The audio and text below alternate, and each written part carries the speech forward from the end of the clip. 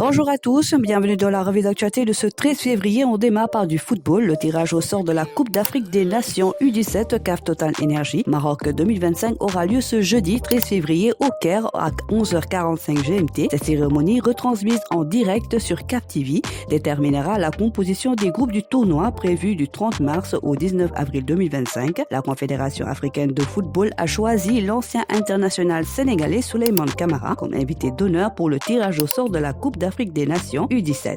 Parlons à présent de la blessure de Nicolas Jackson. Dans un peu moins de 2 mois, l'équipe nationale du Sénégal ouvrira son année 2025 avec la suite des qualifications pour la prochaine Coupe du Monde, notamment pour les matchs devant l'opposé au Soudan le 17 mars et au Togo le 21 mars. Dans le secteur offensif, le nouveau sélectionneur des Lions ne devrait pas compter sur Nicolas Jackson. En effet, l'attaquant de 23 ans sera absent 2 mois, comme annoncé par le Télégraphe. L'ancien joueur du Casa Sport a été victime d'une sérieuse déchirure au ischio de la jambe gauche. Un autre blessé dans la tanière, Iliman Ndiaye, est sorti en pleurs et inquiète tout le monde. C'est un Iliman Ndiaye très ému qui a quitté le terrain de Goodison Park mercredi soir contre Liverpool, une pelouse sur laquelle l'ailier gauche d'Everton n'est même pas resté plus de 25 minutes. Pourtant en jambes en début de rencontre, l'international sénégalais de 24 ans s'est arrêté de jouer après une vingtaine de minutes après s'être blessé au genou droit sur une action anodine. Abattu et en pleurs à la sortie du terrain, Iliman Ndiaye a rejoint son banc réconforté par ses partenaires, en particulier son compatriote Idrissa Gana Gueye qui l'a épaulé jusqu'au banc de touche. En attendant d'en savoir plus sur son état de santé, cela pourrait être un énorme coup d'arrêt pour l'ancien joueur de l'Olympique de Marseille qui était sur une très belle série. Lambe pour finir, dans une ambiance incroyable, Franc a tenu son open press ce mercredi au stade municipal des Parcelles Assainies. Le Ndiago Or a une nouvelle fois harangué ses supporters en leur promettant la victoire, bien entouré par Moudulo, Papa Sow, Hadim Gadiaga, Père Nyugadia et tous les lutteurs des Parcelles Assainies. Franc a commencé à s'attaquer à son adversaire en lui faisant savoir qu'il n'avait aucune chance dans ce combat. Voilà, c'est tout pour aujourd'hui. L'actualité sportive continue sur nos plateformes digitales.